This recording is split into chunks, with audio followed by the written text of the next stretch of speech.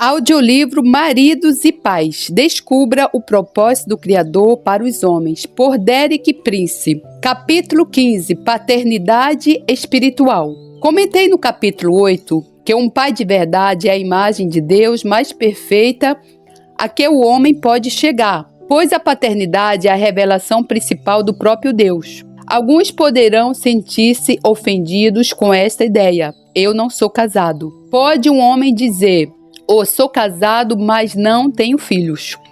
Quer dizer que eu nunca poderei ser conforme a imagem de Deus? Graças a Deus que a resposta é não. Você pode nunca chegar a ser pai de forma natural ou física, mas há uma outra forma de paternidade que permanece aberta: a paternidade espiritual. Estou a referir-me a uma forma de paternidade que vem de uma relação espiritual e não física. Essa não é de forma alguma um tipo de paternidade inferior ou em segunda mão. De fato, alguns dos personagens mais pertinentes da Bíblia foram exemplos da paternidade espiritual. Em Romanos 4,13, Paulo diz-nos que, porque a promessa que havia de ser herdeiro do mundo não foi feita pela lei a Abraão ou a sua paternidade, mas pela justiça da fé. Porque os que são da lei são herdeiros. Logo, a fé é vã e a promessa é aniquilada. Porque a lei opera a ira. Porque onde não há lei, também não há transgressão. Porque é pela fé para que seja segundo a graça, a fim de que a promessa seja firme a toda a posteridade. Não somente a de que é da fé de Abraão, o qual é pai de todos nós. Como está escrito: por pai de muitas nações te constituí, perante aquele no qual creu, a saber, Deus, o qual vivifica os mortos, e chama as coisas que não são como se já fossem, o qual em esperança creu contra a esperança, que seria feito pai de muitas nações, conforme o que lhe fora dito. Assim será a tua descendência. Romanos 4, 16 a 18. Portanto, no sentido espiritual, Abraão tornou-se o pai de muitas nações. Em que base lhe foi atribuída essa honra? Com base numa fé inabalável, expressa através da obediência de todo o coração, que encontrou a sua expressão máxima na resposta que Abraão deu à exigência de Deus de lhe oferecer o seu filho Isaque em sacrifício. Desta forma, Abraão marcou um caminho para os crentes seguirem. Em Romanos 4,20, Paulo enfatizou a fé inabalável de Abraão e não duvidou da promessa de Deus por incredulidade, mas foi fortificado na fé, dando glória a Deus. O exemplo de Paulo. Outro exemplo marcante de paternidade espiritual é o do apóstolo Paulo. Em 1 Coríntios 4, 14 a 16, ele escreveu aos crentes de Corinto: não vos escrevo estas coisas para vos envergonhar, mas ademoesto-vos como meus filhos amados. Porque ainda que tivesseis 10.000 anjos em Cristo, não terias, contudo, muitos pais, porque eu, pelo Evangelho, vos gerei em Jesus Cristo. Ademoesto-vos, portanto, a que sejais meus imitadores. Em Corinto, Paulo foi pai de uma multidão de filhos espirituais através da semente do Evangelho, a qual ele tinha semeado no coração de cada um deles. Assim, um servo de Deus que prega a palavra de Deus com fidelidade poderá ser pai de muitos filhos espirituais. Porém, precisamos de ter em mente o princípio enunciado por Deus no princípio da criação em Gênesis 1, 29. E Deus disse: eis que vos tenho dado toda a erva que dá semente, que está sobre a face de toda a terra, e toda a árvore que dá semente ser-vos-á por alimento. É no fruto da árvore que se encontra a semente.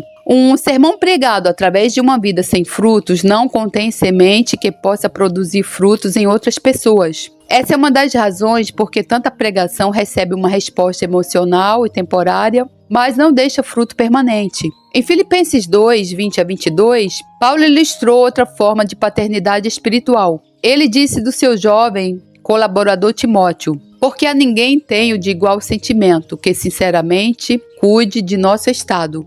Porque todos buscam o que é seu, e não o que é de Cristo Jesus.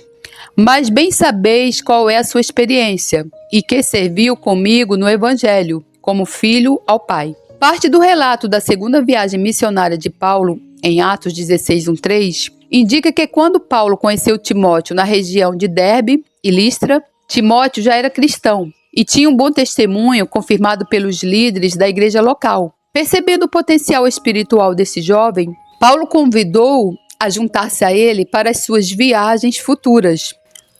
Desde aquela época, Timóteo tornou-se o colaborador em que Paulo mais confiava, num relacionamento que durou até a morte de Paulo. Nesse caso, Paulo tornou-se o pai espiritual de Timóteo, não por ter ganho para Cristo através do Evangelho, mas através de um relacionamento pessoal, o qual levou Paulo a confiar em Timóteo como seu colaborador de eleição. Dessa forma, Timóteo não só recebeu instruções espirituais de Paulo, como também o seguiu através das muitas diferentes fases do ministério contínuo do apóstolo. Ele foi testemunha ocular de como Paulo realmente organizava e desenvolvia o que ensinava na sua vida diária, sob muitos tipos diferentes de pressão. Perto do final da sua vida, Paulo escreveu a Timóteo: Tu, porém, tens seguido a minha doutrina, modo de viver, intenção, fé, longanimidade, amor, paciência, perseguições e aflições, tais quais me aconteceram em Antioquia, em Icônio e em Listra. Quantas perseguições sofri e o Senhor de todas me livrou, e também todos os que piamente querem viver em Cristo Jesus padecerão perseguições. 2 Timóteo 3, 10, 12. A instrução que Timóteo tinha recebido de Paulo não fora sob a forma de sermões na sala de aula, mas através dos altos e baixos de uma vida cheia de pressões. Timóteo não tinha só ouvido as pregações de Paulo, muito mais do que isso. Ele tinha assistido em primeira mão a forma como Paulo praticava realmente aquilo que pregava. Foi através do seu relacionamento pessoal que Paulo se tornou o pai espiritual de Timóteo. Houve alguns outros jovens com quem Paulo manteve um relacionamento semelhante ao que tinha com Timóteo, mas talvez não tão chegado. Nesse grupo inclui Tito, Sopáter de Bereia, Aristarco e Segundo de Tessalônica, Gaio de Derbe, Títico e Trófimos da Ásia. Uma das coisas mais necessárias na igreja de hoje são homens que possam desempenhar o papel que Paulo desempenhou na vida de Timóteo. Já apontei a necessidade desesperada que a nossa sociedade tem de homens que sejam verdadeiros pais. A necessidade não é menor na igreja. Temos homens que podem organizar, que podem pregar, administrar e realizar todo tipo de funções religiosas. No entanto, quantos deles se relacionarão com homens mais jovens, dando-lhes a conhecer tanto os seus sucessos como as suas angústias nos altos e baixos do dia a dia da vida cristã? Quantos estarão dispostos, se necessário for, a falar dos seus momentos de fraqueza e desapontamento? Em 1 Tessalonicenses, Paulo apresenta o que podemos chamar a terceira geração de paternidade espiritual. Paulo falou sobre Silas, Timóteo também de si próprio. Assim como bem sabeis de que modo vos exortamos e consolávamos a cada um de vós, como pai aos seus filhos, para que vos conduzisseis dignamente para com Deus, que vos chama para o seu reino e glória. Timóteo foi aqui associado a Paulo e Silas, desempenhando o papel de pai espiritual no relacionamento com os cristãos de Tessalônica. Assim, o filho espiritual de Paulo figurava naquele tempo como pai espiritual dos tessalonicenses. Aqui encontra-se um total de 3 gerações. Paulo como pai de Timóteo, que por sua vez foi pai dos tessalonicenses, e podemos representar tudo como Paulo sendo pai de Timóteo e Timóteo pai dos tessalonicenses. Uma vida de fé e de obediência. No capítulo 7, apontei que Jesus não revelou aos seus discípulos o Pai como um conceito teológico. Ele manifestou o nome do Pai a cada um deles pela forma como ele viveu a sua vida perante eles. Foi uma vida de comunicação contínua com o Pai, de dependência do Pai a cada momento e de obediência completa e sem falha à vontade do Pai. Da mesma forma, a paternidade espiritual não poderá ser apenas um rótulo ou um conceito teológico. Ela é expressa através de uma vida vivida através da fé e da obediência, que se torna um exemplo para outros seguirem. Um pai espiritual deve ser capaz de dar o mesmo mandamento que Jesus deu aos seus discípulos: sigam-me, ou como Paulo deu aos cristãos de Corinto: sede meus imitadores, como também eu de Cristo. 1 Coríntios 11:1.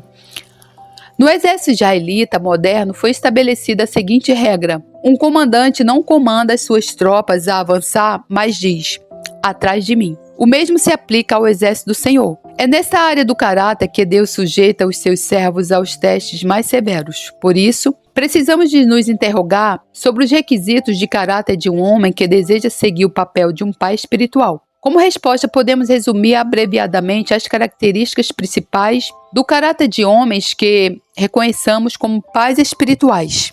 Abraão. Os aspectos principais que ressaltam do caráter de Abraão, no meu entender, são a sua inabalável e a sua pronta e total obediência a tudo que Deus lhe exigiu. Isso foi demonstrado de forma maravilhosa quando Deus lhe pediu para sacrificar o seu único filho, Isaque. Sem dúvida que Isaque era o que Abraão mais amava na sua vida. Da mesma forma, tal como o escritor de Hebreus realça, Isaque seria o canal através do qual Abraão iria receber todas as bênçãos que Deus lhe tinha prometido. Apesar de tudo, Abraão nem pestanejou. Ele não só obedeceu, como fez prontamente, sem hesitação. E então se levantou Abraão pela manhã, de madrugada, e albardou seu jumento. E tomou consigo 2 dos seus moços e Isaque, seu filho, e fendeu lenha para o holocausto, e levantou-se e foi no lugar que Deus lhe dissera. Gênesis 22:3. Paulo. Através da mensagem do Evangelho, Paulo tornou-se pai de muitos cristãos em Corinto, por 2 razões. Em primeiro lugar, na sua pregação, Paulo não ofereceu, ao contrário de muitos pregadores dos nossos dias, uma resposta fácil e simplista para os problemas da vida. A sua mensagem aos coríntios apontava a cruz.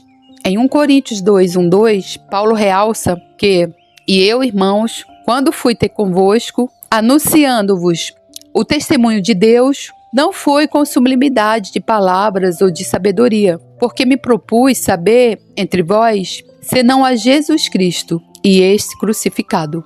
Paulo também não se concentrou na cruz só para sua pregação.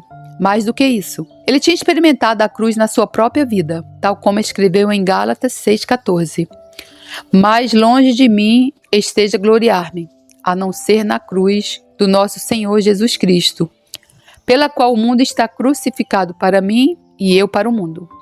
Em Corinto nasceram então filhos espirituais a Paulo, devido à sua mensagem que se tinha concentrado na cruz e porque a cruz fora atestada na sua própria vida, na qual ele tinha sujeitado a ambição pessoal e egoísta a um processo duro de autocrucificação. Uma mensagem sem a cruz, pregada por um pregador não crucificado, não irá em contraste produzir o tipo de filhos espirituais que Deus concedeu a Paulo em Corinto. Paulo, Silas e Timóteo. Já vimos que Paulo, Silas e Timóteo são apresentados em 1 Tessalonicenses como pais espirituais. Paulo escreveu sobre os Tessalonicenses: vós e Deus sois testemunhas de quão santa e justa e irrepreensivelmente nos houvemos para convosco, os que crestes assim, como bem sabeis de que modo vos exortávamos e consolávamos a cada um de vós, como o pai dos seus filhos, para que vos conduzisseis dignamente, para com Deus, que vos chama para o seu reino e glória. 1 Tessalonicenses 2, 10, 12. Paulo enfatiza 2 aspectos da conduta desses 3 homens. Primeiro, o exemplo. As suas vidas pessoais eram irrepreensíveis. Em segundo lugar, tinha um coração de pai pelos Tessalonicenses. Ao manterem perante estes um padrão elevado, desafiavam continuamente e exortavam seus discípulos a atingir esse padrão. Tal como um pai natural tem orgulho no sucesso dos seus filhos, também esses 3 homens tinham prazer em ver os seus discípulos amadurecendo como cristãos de sucesso e cheios de fruto. Quais são as características? Se resumíssemos os pontos principais do caráter dos homens mencionados, chegaríamos a uma lista como a seguinte: fé inabalável, obediência total e imediata, mensagem concentrada na cruz, a cruz aplicada às suas vidas, conduta cristã irrepreensível. Afeição paternal por jovens cristãos, preocupação genuína com o verdadeiro sucesso de cada um deles, paternidade prática, a adoção. Há um outro tipo de paternidade que se encontra um pouco entre a paternidade natural e física e o tipo de paternidade espiritual que acabei de descrever. Estou a referir-me à adoção legal de crianças cujos pais não possam ou não queira cuidar delas. Sou continuamente recordado da definição de Tiago sobre o tipo de religião aceitável para Deus. A religião pura e imaculada para com Deus, o Pai, é esta: visitar os órfãos e as viúvas nas suas tribulações e guardar-te da corrupção do mundo. Tiago 1:27. Observe a distinção entre religião e salvação. A salvação é o que Deus faz pelo homem. A religião é o que o homem faz, por sua vez, para Deus. Recentemente, a minha mente tem recordado continuamente este versículo da Epístola de Tiago. Acho verdadeiramente incrível que milhões de cristãos que acreditam na Bíblia nunca tenham ouvido o que Tiago diz neste versículo. Ao descrever o tipo de atividade religiosa que agrada a Deus, ele começa com o positivo, ou seja, as coisas que Deus espera que façamos. A primeira coisa que Tiago refere é visitar, tomar conta, cuidar, ajudar os órfãos e as viúvas. No final, ele continua com os aspectos negativos, concluindo com uma exortação aos seus leitores para se manterem afastados da corrupção do mundo. Há mais de 50 anos que ouço sermões de um grande número de pregadores. Já ouvi muitas mensagens frequentemente pregadas com grande fervor sobre a necessidade de nos mantermos longe da corrupção do mundo. Não me lembro de ter alguma vez ouvido um sermão sobre a nossa obrigação de cuidar dos órfãos e das viúvas. No entanto, continuamente através de toda a Bíblia, quer sob a velha aliança, quer sob a nova, podemos encontrar a chamada à responsabilidade de tomar conta dos órfãos e das viúvas. Ao analisar a mensagem dos profetas do Velho Testamento, concluí que há 3 pecados principais que ofendem a Deus. O primeiro é a idolatria, o segundo, o adultério, o terceiro, a falta de cuidar dos órfãos e das viúvas. Parece-me que Deus coloca todos ao mesmo nível. É verdade que os 2 primeiros pecados são de ação e o terceiro de omissão. Porém, isso não o torna menos sério. Somos tão culpados devido às coisas boas que não fazemos, como em relação às coisas más que fazemos. Certamente, não é devido à falta de oportunidade que deixamos de cuidar dos órfãos e das viúvas. Eles estão a multiplicar-se em todo o mundo. Na altura da publicação deste livro, só no Uganda já há vários milhões de órfãos da SIDA, e esse país é um dos mais pequenos no vasto continente da África. Quando a praga da SIDA tiver impacto total no subcontinente da Índia, o número será ainda mais elevado e terrível do que na África. Há cristãos ocidentais que poderão adotar a atitude.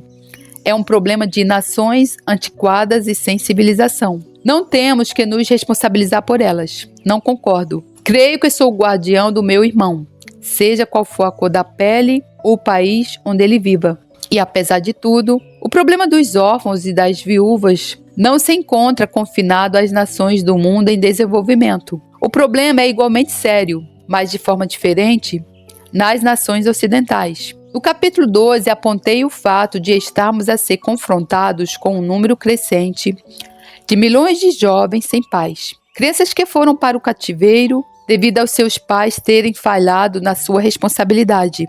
Pela definição do dicionário, essas crianças poderão não ser tecnicamente consideradas órfãos, mas as suas necessidades são tão reais como as dos outros órfãos. A destruição progressiva da família no Ocidente está a produzir cada vez mais pais e mães que educam os filhos sozinhos. Na maior parte dos casos, são mães e não pais. Sugere-se, por vezes, que as dificuldades tenham sido o resultado da sua conduta pecaminosa. É verdade que algumas dessas crianças foram concebidas fora do relacionamento do casamento. No entanto, onde é que nos evangelhos Jesus nos proíbe de ter misericórdia para com os pecadores? Além disso, os que sofrem mais são as crianças sem pais, e não foram elas que pecaram. E também há multidões de mulheres que são mães que estão sozinhas, sem terem tido culpa no processo. Elas são legalmente casadas, deram aos seus maridos um ou mais filhos e foram abandonadas sem uma razão válida.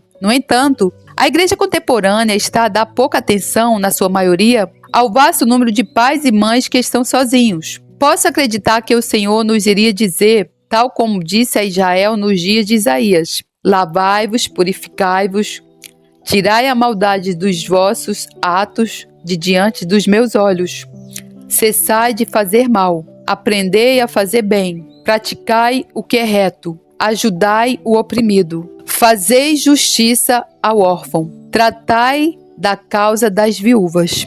Isaías 1, 16, 17.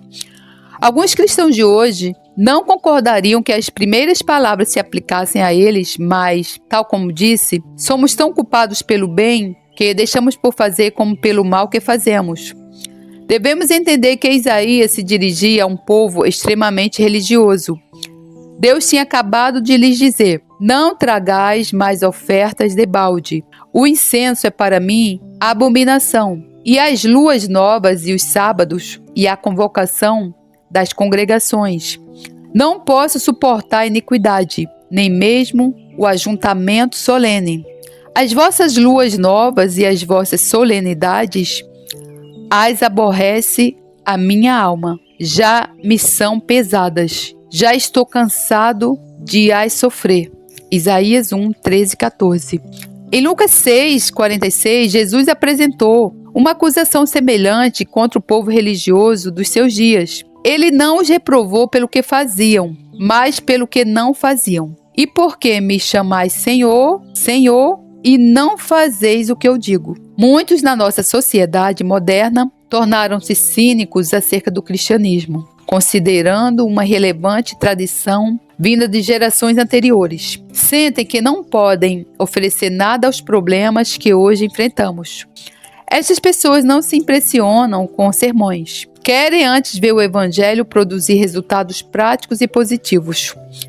Uma das contribuições visíveis e objetivas que a igreja poderia dar era uma demonstração prática da paternidade sob as várias formas que descrevi. Multidões de jovens da nossa sociedade de hoje percebem que há qualquer coisa que falta na sua vida. Então, a procurá-la em vários lugares, no álcool, nas drogas, em gangues, no ocultismo, em religiões e filosofias bizarras e falsas, ou nos jogos violentos de computador. O que realmente estão a procurar, apesar de não o saberem, é um pai.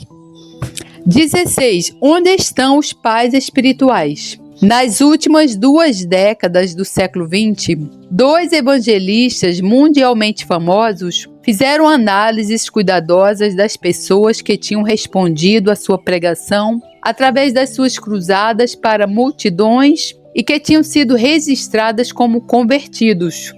Muitos auxiliares foram contactados e grandes quantias monetárias foram gastas na apresentação e organização das campanhas evangelísticas e no segmento dos convertidos. Pode dizer-se que não se pouparam esforços ou despesas. No entanto, os resultados das suas análises foram assombrosos.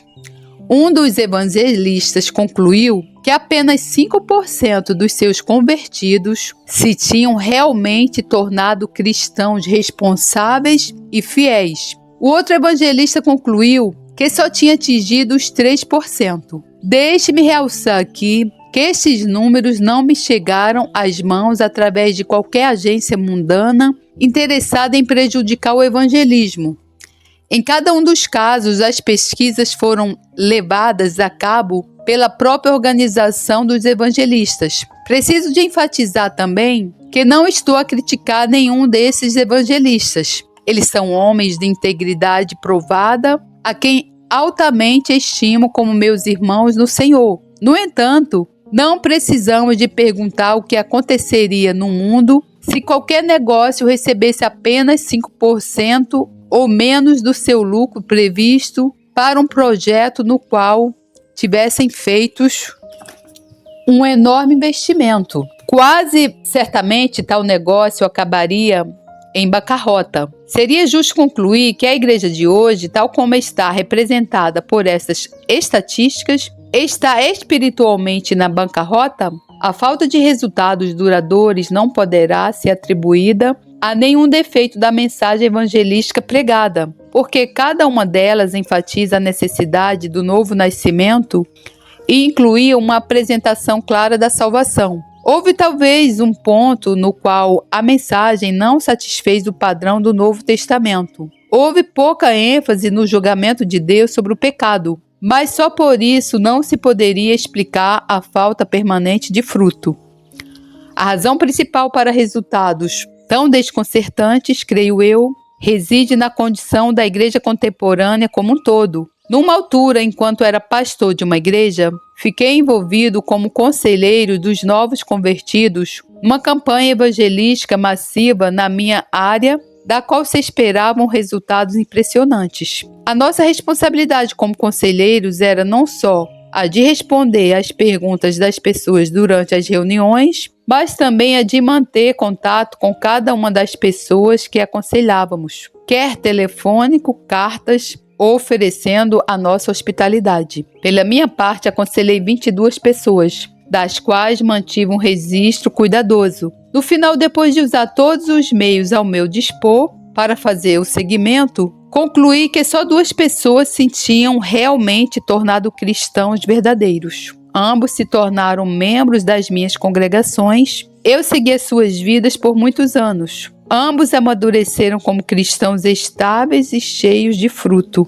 Qual foi a razão para o sucesso desses 2? Certamente não foi a de eu pastorear uma grande congregação que impressionava pelo seu tamanho. O número dos nossos membros naquela altura não ultrapassava os 50. Acabei por concluir que o fator decisivo tinha sido o fato de eu ter oferecido a ambos um tipo de paternidade espiritual, apesar de imperfeita. Em relação às outras 20 pessoas que aconselhei, determinei que a sua falha de se tornarem cristãos verdadeiros tinha sido devida a uma ou 2 outras causas. Ou nunca se tinham envolvido com uma congregação, ou tinham se envolvido com uma congregação que não lhes tinha oferecido paternidade espiritual. Referindo-se a essa situação, naquela altura, um comentador religioso observou: não faz sentido nenhum colocar um pinto vivo debaixo de uma galinha morta. Cristianismo ou igrejismo.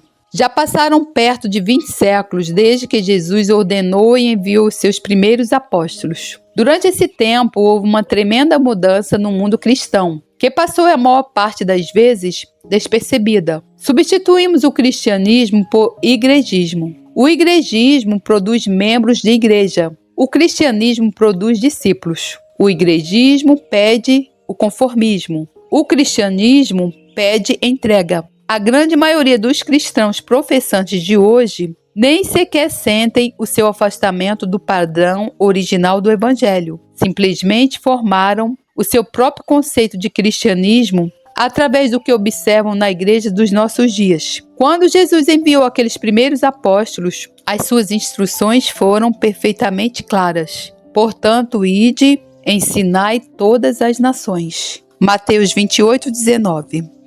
Anteriormente, ele tinha dado uma definição inequívoca do que envolvia tornar-se seu discípulo. Ora, ia com ele uma grande multidão, e voltando-se disse-lhe: se alguém vier a mim e não aborreceu seu pai, e mãe, e mulher, e filhos, e irmãos, e irmãs, e ainda também a sua própria vida, não pode ser meu discípulo. E qualquer que não levar a sua cruz e não vier após mim, não pode ser meu discípulo. Lucas 14, 25, 27. Essa passagem faz um vívido contraste entre 2 tipos de pessoas. As grandes multidões, por um lado, que iam com ele, e os indivíduos, por outro, que vinham a ele. O igrejismo satisfaz-se com as grandes multidões que vão com Jesus. O cristianismo concentra-se principalmente em cada indivíduo que vem a Jesus. Está preocupado não em produzir companheiros de viagem, mas seguidores fiéis. Através da experiência como conselheiro, que já descrevi, e de outras circunstâncias semelhantes, acabei por ver o que leva a paternidade espiritual a transformar novos convertidos em cristãos fiéis e verdadeiros. É raro o convertido que consegue ultrapassar o nível espiritual da igreja onde assiste. Onde não há paternidade espiritual eficaz, a maioria dos novos convertidos permanecem como órfãos espirituais, nunca se transformando em membros maduros e frutíferos da família de Deus. No capítulo 12, quando os pais falam, descrevi as condições que prevalecem entre os jovens que nunca tiveram pais verdadeiros, falta de disciplina, falta de objetivo claro, vulnerabilidade a todo tipo de engano e armadilha satânica. Condições que a igreja de hoje são, em muitos aspectos, muito paralelas às do mundo. Muitos jovens que dizem que são salvos demonstram a mesma falta de objetivo que os seus colegas do mundo. São levados para trás e para frente, atrás de cada mudança de linguagem, da moda, da diversão e mesmo do tipo de adoração. Para esses jovens, a adoração é uma forma de autoexpressão pessoal religiosa. Raramente a encaram como um encontro pessoal com Deus santo e magnífico. Durante a maior parte da sua vida, faltam-lhes duas coisas: estabilidade e objetivo claro e definido. Na nossa cultura contemporânea, há três características comuns à juventude, quer seja do mundo, quer seja da igreja. Desilusão. Em primeiro lugar, estão desiludidos sobre o estado da sociedade, sobre a condição do planeta, sobre a falta de justiça social e de falta de provisão para os membros mais fracos da sociedade. As gerações anteriores falharam. Sentem eles e transmitiram-lhes os seus problemas para os quais não encontram uma solução. Tenho que reconhecer, falando como membro da geração anterior, que pelo menos a esse respeito os jovens têm razão. Passamos-lhes uma cultura e uma sociedade que de muitas formas são o resultado dos nossos próprios pecados. Ganância, egoísmo, indiferença pelos fracos e desfavorecidos. Embora muitos de nós nos consideremos cristãos, temos falhado em cumprir o primeiro dever da religião pura e imaculada. Toma conta dos órfãos e das viúvas. Se instigarmos a geração futura a aumentar sua fé cristã, eles poderão muito bem responder-nos. Primeiro pratiquem o que pregam. Depois ouviremos o que tem para nos dizer. Procurando o ouro puro. A segunda marca da juventude de hoje é a de procurarem o que é genuíno. Se lhe oferecermos ouro, irão raspar com uma faca até bem abaixo da superfície, a fim de verem se é tudo ouro, ou se é simplesmente um metal coberto de ouro. Das 7 igrejas representadas no Apocalipse 2 e 3, provavelmente a mais próxima da igreja contemporânea ocidental é a de Laodiceia. Foi essa igreja, recordem, que Jesus disse: aconselho-te que de mim compres ouro, provado no fogo. Apocalipse 3,18. Há muito ouro na igreja dos nossos dias que nunca passou pelo teste do fogo. Pregamos sermões eloquentes e fazemos afirmações sonantes. Mas, frequentemente, quando o fogo é aplicado, o ouro não passa no teste. Uma resposta radical. A terceira marca dos jovens de hoje é a de serem radicais. Não procuram respostas superficiais e fáceis. Não se impressionam com a ordem estabelecida ou com as tradições enraizadas. Em certo sentido, nada é sagrado para eles. Se uma árvore está a produzir fruta podre ou não produz fruta nenhuma, a sua resposta é simples: cortem-na. Eles teriam respondido à pregação de João Batista. A sua condição é a de um clamor desesperado e mudo pela realidade da paternidade espiritual, da fraqueza feitos fortes. Por esta altura, posso ouvir alguém responder: mas o modelo que descreveu para um pai espiritual é elevado demais.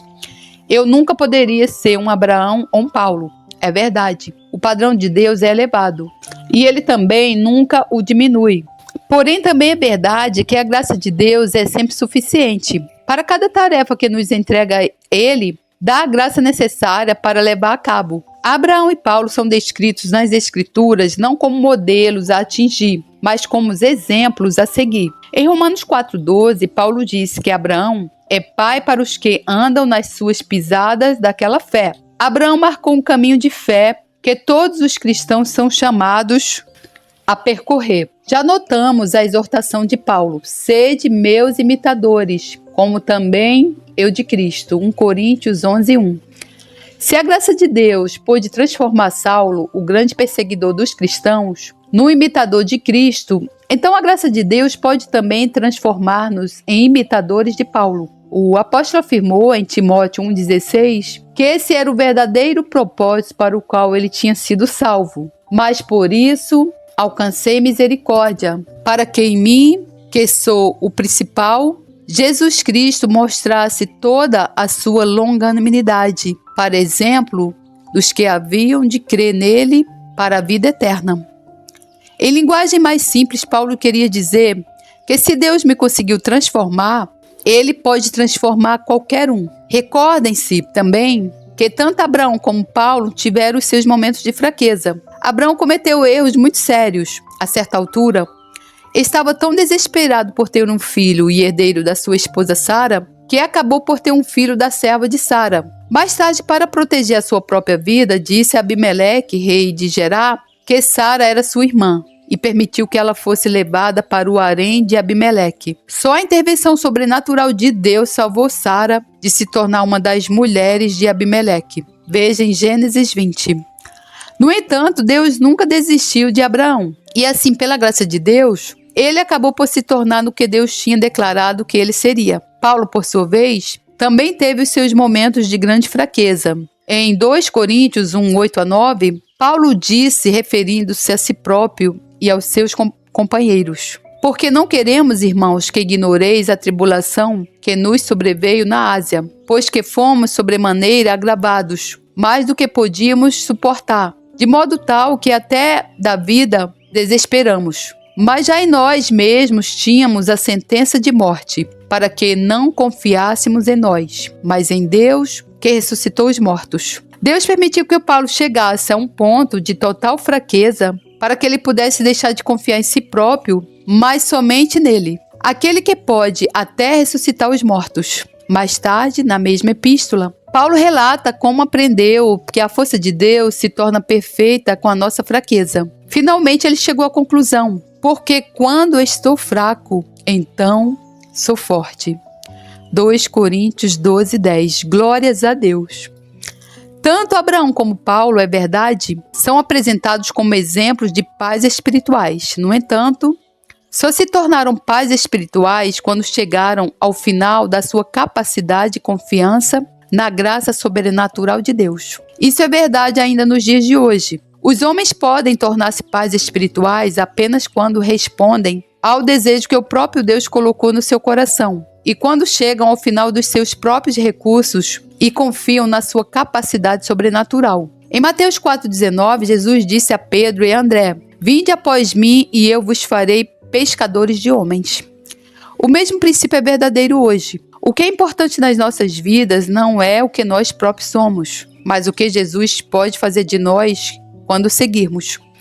À sua volta encontra muitos jovens que são estáveis, com vidas sem objetivo, que apelam por ajuda com um grito surdo. Já percebeu que eles necessitam de um pai espiritual? Anseia por os ajudar? Então precisa de compreender que é o próprio Deus que põe esse desejo no seu coração. Ele quer fazer de si um pai espiritual. Ao perceber que esse é o plano de Deus para si, então aquilo que você for não será importante. O que é importante é o que Deus pode fazer de si, desde que se submeta completamente a Ele. Ao seu modo e com as suas próprias palavras, diga simplesmente a Deus que está à disposição.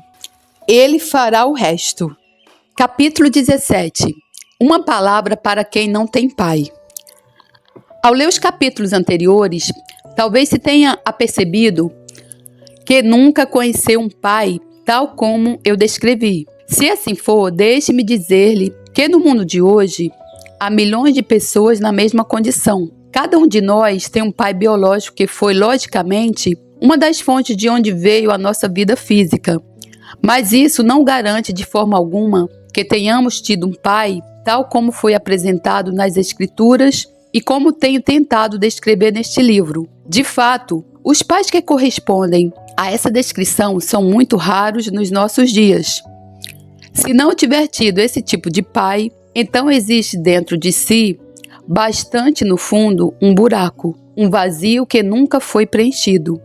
Pode estar tão fundo e pode existir há tanto tempo que nem sequer se tenha consciência da sua presença. No entanto, está lá e devido a ele, você é uma pessoa incompleta. Não estou a sugerir que é preciso ter tido necessariamente um bom pai. Realmente, só há um bom pai perfeito, Deus, o Pai do céu. Porém, um pai terreno que corresponda à descrição bíblica, apesar de poder ser imperfeito de muitas formas, vai mesmo assim preencher o vazio que se encontra em si. Consequentemente, você não é uma pessoa sem pai, tem uma experiência pessoal do que é ser um pai.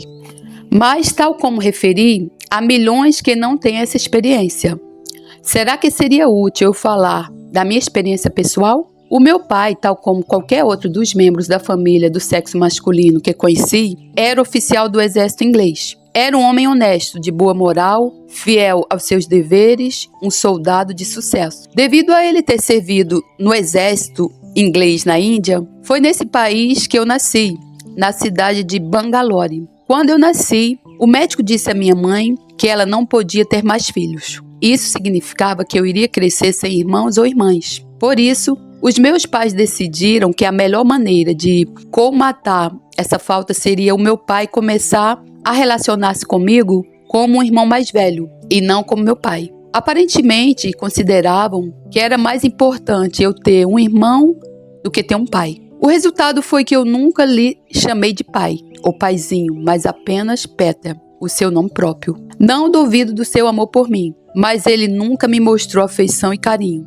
Não me lembro de ele me ter alguma vez sentado ao colo ou de me ter feito uma festa com a mão. Na Segunda Guerra Mundial, aos 25 anos, tive um encontro pessoal com Jesus Cristo, numa tenda do exército inglês. Tornei-me cristão fiel. Essa experiência abriu-me a percepção para forças espirituais das quais, até aquela altura, não me tinha percebido. Em particular, percebi que a Índia, a minha terra, é o lugar de um redemoinho de uma enorme massa de poderes espirituais. Todos não são cristãos. Tive a impressão de que algumas daquelas forças espirituais da Índia me tinham seguido através da vida, tentando controlar-me. Nunca foram bem-sucedidas, mas eu também nunca tinha estado completamente fora da sua influência. Antes de me converter e me tornar um cristão fiel, tinha por algum tempo pensado em me tornar um praticante de yoga. Ao estudar a Bíblia, já como cristão, aprendi que através do novo nascimento, Deus se tinha tornado meu pai. De fato, mais tarde preguei uma série de 3 mensagens em cassete sobre o tema Conhecer a Deus como Pai. Várias pessoas já me disseram que essas mensagens as ajudaram e, no entanto, naquela altura eu estava só a pregar uma teoria. Eu entendi a doutrina claramente, mas ainda não tinha nenhum conhecimento ou experiência de Deus como meu pai. Nem sequer sabia o que me faltava na vida. Uma revelação pessoal. Então, em 1996, mesmo depois de ter celebrado 50 anos no ministério cristão, Deus interveio na minha vida. Uma manhã, Ruth e eu estávamos sentados na cama, orando juntos, tal como fazíamos normalmente. Quando fui soberanamente tocado pelo poder sobrenatural, encontrei-me no campo de batalha de 2 forças espirituais opostas.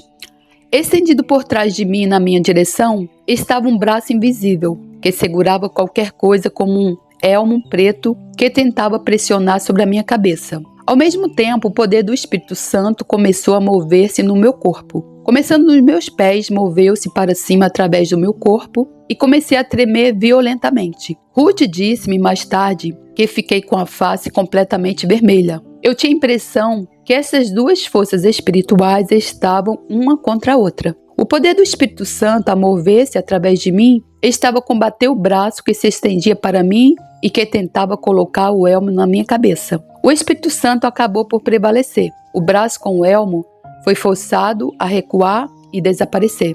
Ao mesmo tempo, o Espírito Santo tomou controle absoluto do meu corpo e eu tive uma maravilhosa sensação de relaxamento e de paz. Simultaneamente, sem nenhum processo de racionalização consciente, descobri pela primeira vez na minha vida que me apercebia de um relacionamento íntimo e direto com Deus como meu pai. Imediatamente foi absolutamente natural chamar-lhe pai. Já não era uma afirmação teológica, mas a expressão espontânea de um relacionamento pessoal. Ao meditar sobre aquela experiência, concluí que o braço com o elmo era uma manifestação de Shiva, um dos 3 principais deuses indianos, que, claro, não são deuses, mas poderes satânicos dos ares. Compreendi melhor o que se tinha passado quando, 2 anos depois, estava a ler uma descrição dos principais deuses do hinduísmo. Se você não sabe, eu também pratiquei yoga como esse homem, e Shiva é um deus falso cultivado quando você pratica yoga. Várias das posições que você faz na yoga, você está adorando Shiva, bem como outros deuses falsos. Shiva era descrito como uma força espiritual que desce sobre a cabeça de uma pessoa e a bloqueia da realidade do reino celestial.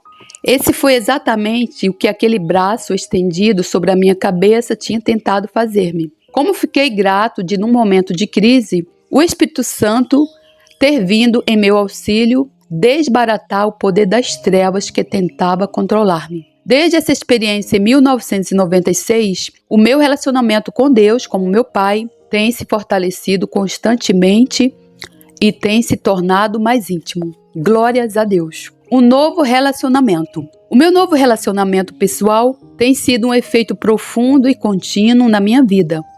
Eu tinha estado a servir a Cristo com o melhor da minha capacidade há mais de 50 anos, tempo em que Deus me tinha concedido muito fruto no meu ministério. Porém, ao entrar nesse novo relacionamento com Deus como Pai, comecei a experimentar uma intimidade no meu relacionamento com Ele e um grau de segurança que nunca antes tinha sentido. Este novo relacionamento não me isenta dos testes que aparecem em toda a vida cristã, mas permite-me enfrentar esses testes com uma maior medida de força e confiança interior. Além disso, os meus testes não se impuseram entre Deus e eu, simplesmente me fizeram chegar mais perto dele. Cerca de 3 anos depois da experiência que descrevi, suportei uma das mais duras provas de toda uma vida cristã. Depois de mais de um mês de permanência na unidade de cuidados intensivos, Deus levou a minha preciosa esposa, Ruth, para morar com ele no céu. A minha sensação de perca foi indescritível. No entanto, no meio de tudo, nem por um momento perdi a percepção da presença do meu pai amoroso ao meu lado. No culto fúnebre, ao olhar para a urna que continha o corpo de Ruth, senti-me compelido a gritar na presença de todos os que choravam: Pai, eu confio em ti. Obrigado por tu sempre seres bondoso, justo e cheio de amor. Tu nunca cometestes um erro. Tu fazes sempre o que é melhor. Só a minha percepção íntima de Deus como Pai me permitia fazer tal confissão. Várias pessoas que tinham estado presentes mais tarde confessaram-me que o que eu dissera as tinha afetado de forma muito poderosa. Não vos quero deixar com a impressão que para conhecer a Deus como Pai, de forma pessoal, precisamos de passar pelo mesmo tipo de experiência. Deus lida conosco individualmente. Não há procedimentos padrão que tenhamos de seguir. No entanto, há certos princípios das Escrituras que se aplicam a todos nós. Em Mateus 11, 27, Jesus descreve os princípios que se aplicam a conhecê-lo primeiro como Filho de Deus, para depois conhecer a Deus como seu Pai. Todas as coisas me foram entregues por meu Pai, e ninguém conhece o Filho, senão o Pai. E ninguém conhece o Pai, senão o Filho, e aquele a quem o Filho o quiser revelar. O Pai e o Filho agem em cooperação mútua um com o outro. Primeiro o Pai revela o Filho. Este é o primeiro passo, pois é apenas através do Filho que podemos chegar a conhecer o Pai. Em João 14,6, Jesus diz: Ninguém vem ao Pai senão por mim. Depois vem o segundo passo, quando Jesus revela o Pai, mas só à medida da sua soberana vontade. Jesus enfatiza que a revelação do Pai é dada somente a quem o Filho o quiser revelar. Mateus 11, 27.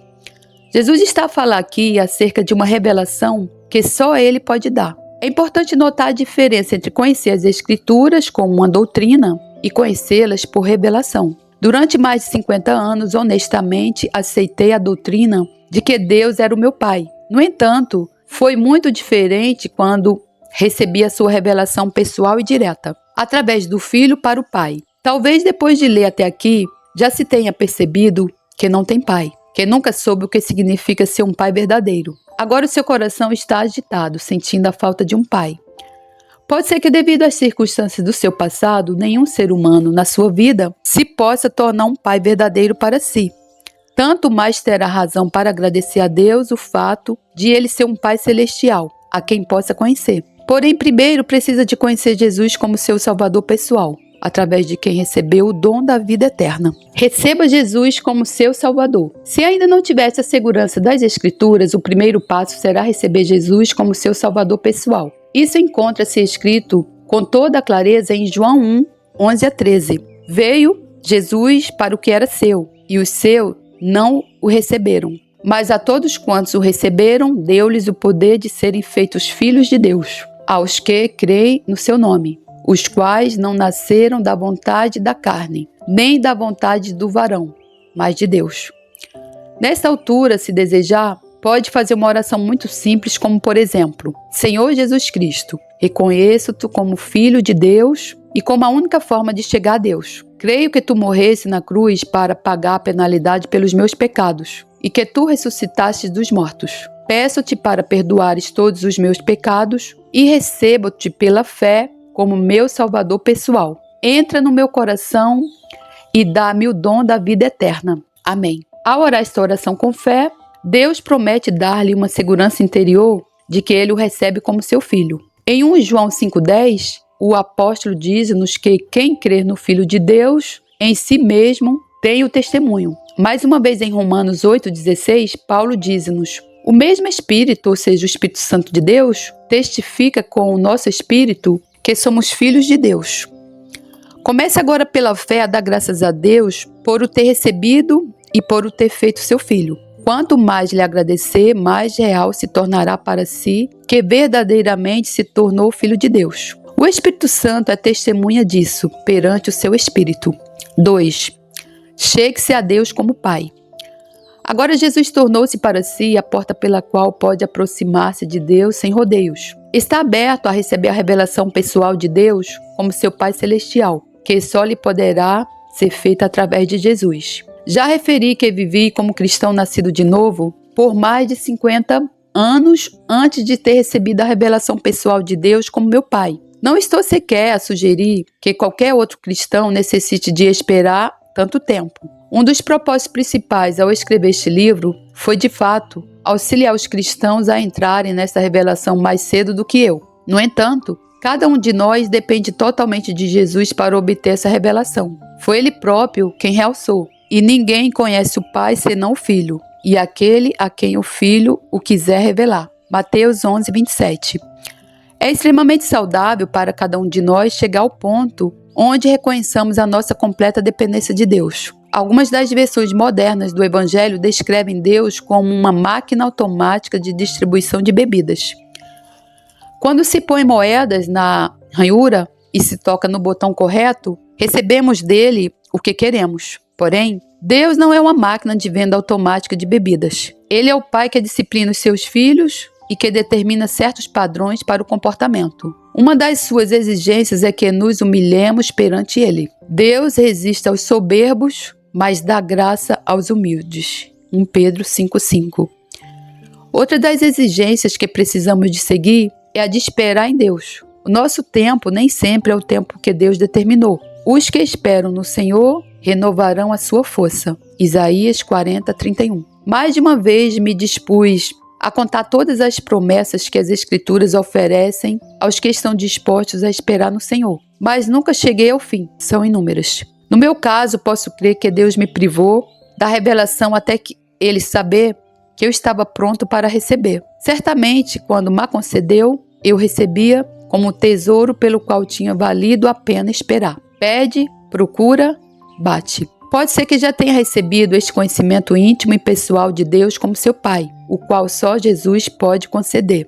Eu não tenho nenhum método para saber se isso já lhe aconteceu ou se ainda não lhe aconteceu. Mas, mais uma vez, pode ser que esteja nas mesmas condições em que eu me encontrava. Sabe, sem sombra de dúvida, que nasceu de novo. Com o melhor da sua compreensão e você da sua capacidade, está sinceramente a servir ao Senhor? porém, tem uma fome de algo para além da sua experiência presente, um relacionamento profundo, íntimo, interior com Deus como seu Pai, quero encorajá-lo a perseguir aquilo que Deus tem guardado para si. Passe tempo na presença de Jesus. Abra o seu coração e pensamentos para Ele e dê-lhe a conhecer os mais íntimos desejos do seu coração. Peça-lhe para lhe mostrar se existe algum impedimento escondido que esteja entre si e Ele. Esteja preparado para que Ele o leve por caminhos que você nunca percorreu. Mantenha-se perto dele e confie nele sem reservas.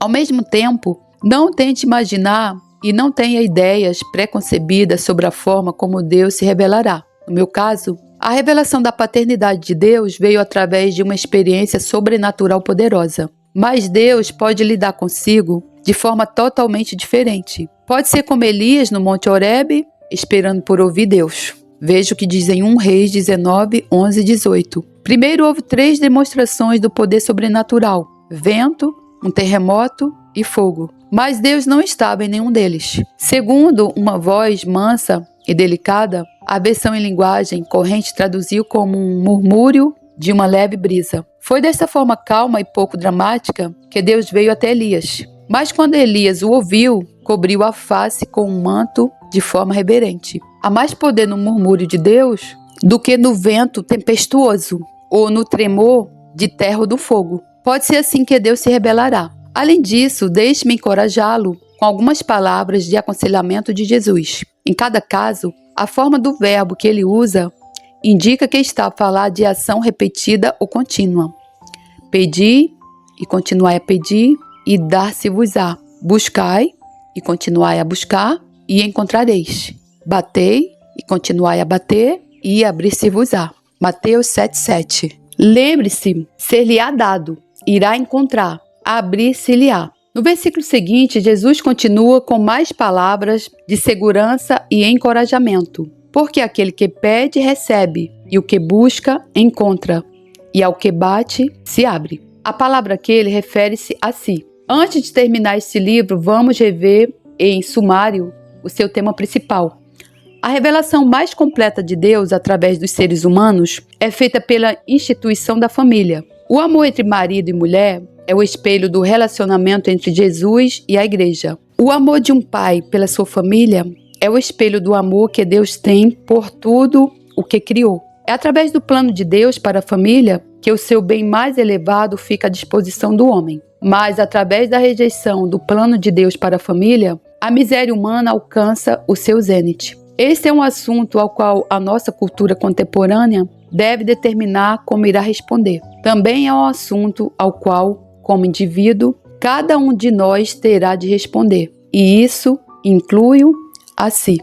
Glórias a Deus, louvado seja o nome do Senhor, por eu terminar, com a ajuda do Espírito Santo de Deus, a leitura desse livro. Foi uma batalha. Por isso eu acredito que esse livro vai edificar a vida de muitas pessoas, não somente a minha. Aqui há outros livros disponíveis na forma de audiolivros aqui no canal, do mesmo autor, Derek Prince. Há Os Alicerces da Fé Cristã, O Plano de Deus para o Seu Dinheiro, Proteção contra o Engano, O Destino de Israel e da Igreja, Expulsarão Demônios, Bênção ou Maldição, a escolha é sua, Guerra Espiritual, entre outros, e várias cartas de ensino muito poderosas que até os dias de hoje transformam a vida de muitas e muitas pessoas, assim como transformou a minha. Eu vou deixar um testemunho aqui pessoal de uma pessoa que realmente ela não teve um pai presente, né? Aqui no meu canal eu tenho meu testemunho onde eu contei como foi a minha infância. Dos meus 8 para os 9 anos, a minha mãe escolheu um lugar e me deu. Era uma pessoa chamada minha madrinha, que de madrinha não tinha nada. Eu já reneguei isso aí em nome do Senhor Jesus.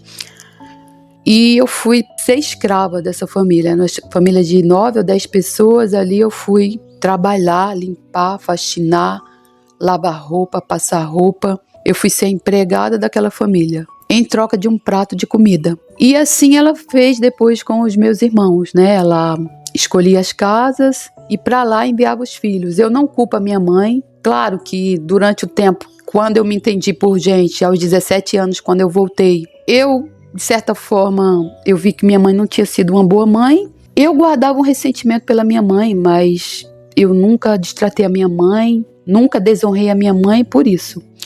Mesmo antes, quando eu não tinha conhecimento do mundo espiritual, né? Porque, na verdade, hoje, como Deus me deu sabedoria, eu percebi que a minha mãe era regida por várias influências malignas, né? Minha mãe ensinava os filhos a furtar, minha mãe acordava oprimida. Minha mãe vivia, muitas vezes, ela estava possuída, ela caía, ela espumava. E a nossa casa era conhecida como a casa da mundiça, só para você ter uma ideia.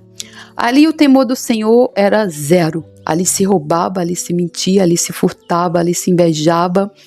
Os 10 mandamentos, eu digo que na casa dos meus pais era considerado uma carta em branco. E então, meu pai sempre foi omisso. Ela escolhia as casas e expulsava os filhos de casa. Como eu já falei, não era minha mãe. Era uma regência de Jezabel que regia ali na vida dela por ela tomar as rédeas da casa e não deixar meu pai comandar a casa. E quando meu pai tentava comandar a casa, ou mesmo desdizer algo que ela mandava a gente fazer, ela ameaçava meu pai. Ela ameaçava jogar água quente nos ouvidos do meu pai quando meu pai estivesse dormindo. Ela ameaçava meu pai com uma faca. Ela ameaçava meu pai jogava as panelas de comida em cima dele. Uma vez ela ameaçou meu pai com um revólver carregado. Nós éramos todos crianças de 12 anos. E claro que isso aí não era minha mãe. Claro que era uma regência ali de Jezabel. Por isso que a mulher ela precisa se enquadrar no que a palavra de Deus diz, ser uma ajudadora. Ela não pode querer liderar a casa. Ela não pode querer ser o cabeça do seu lar. O cabeça do seu lar é o homem. A Bíblia diz que, assim como Jesus é o cabeça da igreja, o homem é o cabeça do seu lar. Então, ele é o mantenedor, ele é o líder, ele é que vai instruir os filhos no caminho do Senhor. E todas as decisões ali vão partir do homem. Claro que a submissão da mulher não quer dizer que a mulher vai apanhar, não. Na cara, não é isso. A mulher ela precisa ser ouvida, mas a última decisão é do homem. E ai de quem tentar mudar isso. Por isso que mulher não pode liderar a igreja. Mulher não pode se chamar pastora. Não existe pastora na Bíblia. E ai daquele que tentar mudar o que a palavra de Deus diz que é e como tem que ser. Então eu vi isso dentro da minha casa. E por conta disso, nós fomos criados sem o amor de pai, muito menos o amor de mãe. Isso traz muitas feridas na nossa alma, por mais que a gente diga que não tenha. Não tem como. Você traz ali consigo um espírito chamado de espírito de rejeição, onde você pratica as mesmas coisas sem querer, odiando aquilo, e você, quando você se vê, você está fazendo as mesmas coisas. E meu pai, coitado, meu pai não teve pai. Minha avó, quando casou, já estava grávida dele. Ele nasceu com um problema no pé, eu desconfio até que a minha avó tenha tentado abortar ele. Enfim, meu pai é um ignorante. Meu pai não sabe ler, mas meu pai criou nós todos, nunca nos deixou faltar nada. Claro que na vida dele tem uma regência do espírito de avareza. E se você não sabe, a avareza é como o pecado de idolatria. E o amor ao dinheiro é a raiz de todo mal.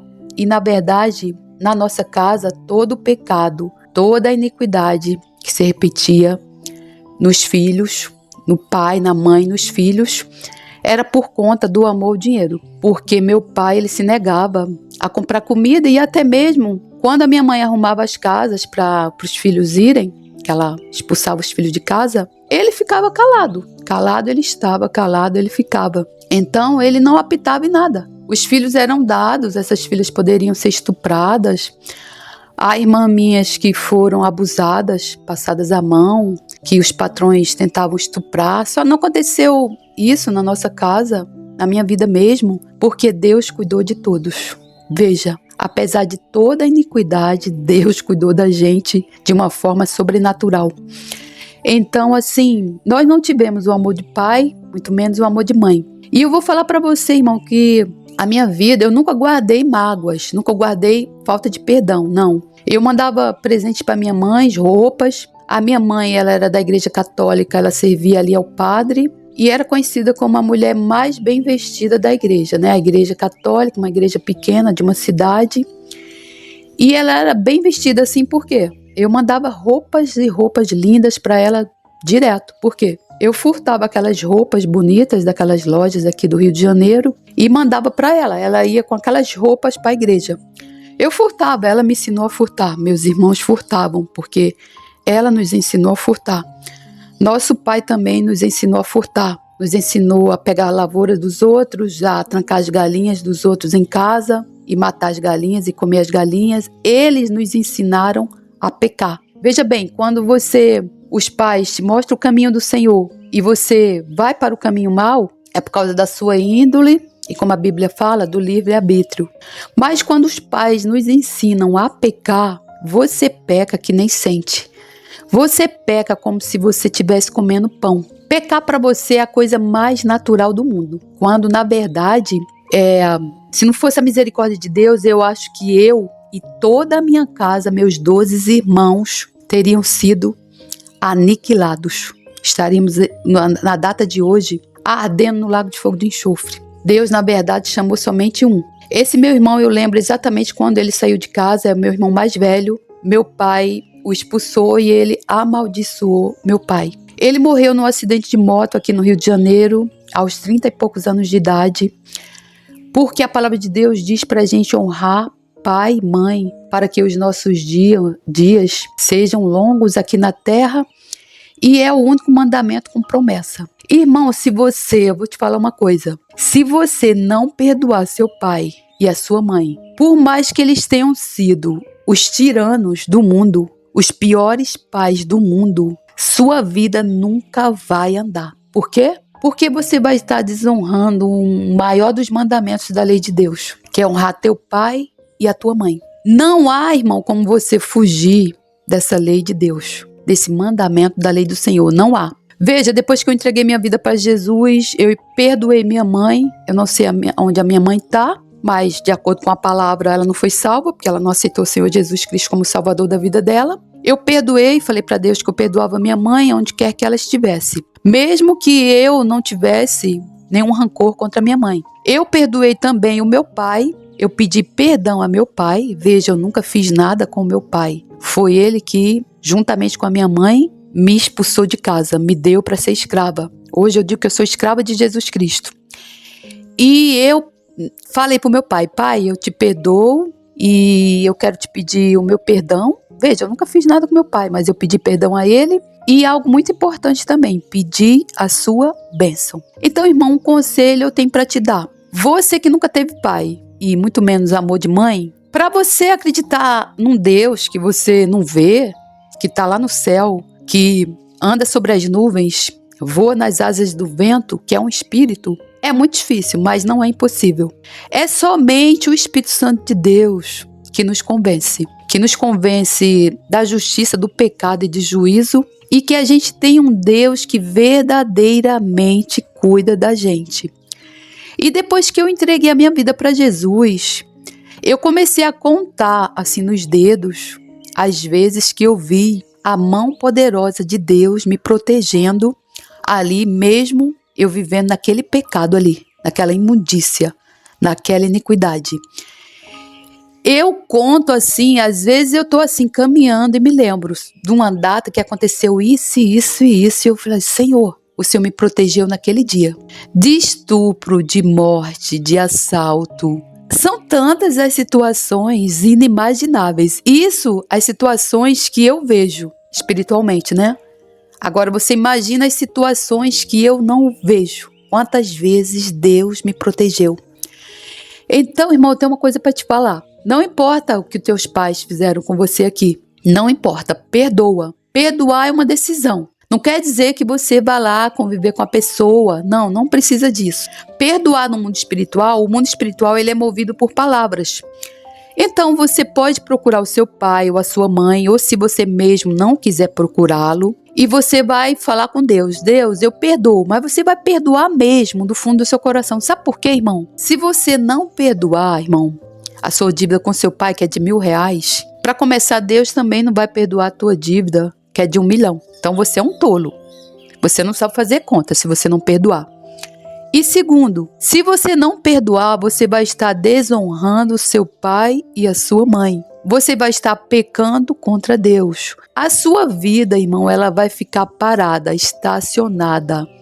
Vai ficar na estaca zero. No degrau, no primeiro degrau, você não vai conseguir subir o segundo degrau em nenhuma circunstância na sua vida. Em terceiro lugar, irmão, quando você se perdoar, você se perdoa primeiro, né? Se você tiver feito alguma coisa para seu pai ou para sua mãe, você pede perdão a Deus e você perdoa seus pais. A tua vida, ela vai, assim, teu mundo espiritual, ele vai se abrir de uma forma extraordinária. Porque aí, o Espírito Santo de Deus, ele vai te limpando. É assim que o Espírito Santo trabalha na minha vida. Eu achava que eu não tinha feito, já estou bem resolvida com isso. Não há um ser humano, irmão, que tenha sido maltratado pelo pai, que ele não tenha ali um espírito ali, uma regência na vida dele ali, que tente controlar a vida dele e tente ali, é o espírito de rejeição. Vai fazer você querer buscar nas coisas do mundo, nas drogas, nas bebedices, nas prostituições, aquilo que você não teve. Ele vai dizer para você que você não vale nada, que você é um renegado, que pau que nasce torto morre torto. O diabo, o objetivo dele, na verdade, é nos distorcer mesmo. Só que para Jesus, veja bem, Jesus mesmo falou: o ladrão não vem somente para matar, roubar e destruir, mas eu vim para que todos tivessem vida e vida em abundância. Veja, Jesus veio para todos, não há exceção, todos. Então Jesus, ele te recebe de braços abertos, do jeito que você está, com as feridas na alma, com as feridas no espírito, com a tua mente recalcitrada, com o teu coração endurecido, mas ele nos transforma. Quando as pessoas falavam isso, eu pensava, isso é conversa de crente. Não é, irmão. Através da palavra de Deus não há uma pedra, a pedra mais dura que você possa imaginar. Eu não sei qual é o metal mais duro que possa existir. Não sei se é ouro. Não há barreiras que a palavra de Deus ela não quebre. A nossa mente é um campo de batalha, porque Satanás ele trabalha na nossa mente. Mas à medida que você vai mantendo uma comunhão com Deus e a sua palavra, a nossa mente ela é realmente transformada, como disse Paulo. Então, irmão, um conselho eu te dou. Você tem um pai, ele além disso tudo, ele é um rei, além disso ele é um salvador, além disso ele é um juiz, ele é justo e além disso, ele é o criador do mundo, irmão. Então, não há força maior do que a rocha da nossa salvação, Jesus. E nós somos banhados, o sangue dele, nós somos comprados pelo alto preço, o sangue poderoso do Cordeiro. Irmão, não há pecado, não há iniquidade, não há dor, não há amargura, que o sangue de Jesus não possa nos limpar, nos purificar. Então, uma coisa eu te digo, perdoa para ser desperdoado e vem para Jesus, porque o mais ele fará. E glórias a Deus por eu ter terminado esse livro e começar em outro assunto, que eu amo fazer a obra do Senhor. Já estava agoniada, eu estava parada por causa de umas batalhas espirituais aqui dentro da minha própria casa com a minha filha, porque o diabo ele se levanta, mas a gente tem que se levantar em dobro. A gente tem que se vingar dele, uma vingança santa. E essa semana eu vou trabalhar dobrado para o Senhor, como uma vingança santa por Satanás pelo que fez aqui dentro da minha casa. Em nome do Senhor Jesus, que o Senhor abençoe a sua vida, que esse ensino possa edificar a sua vida, porque está edificando a minha. Que Jesus seja a rocha da nossa salvação e nos transforme através da sua palavra, nos purifique e que a gente nunca se afaste dos seus caminhos e que a gente se alimente diariamente do pão que mata a nossa fome e da água que mata a nossa sede. E que Jesus seja a rocha da nossa salvação. Amém. Glórias a Deus.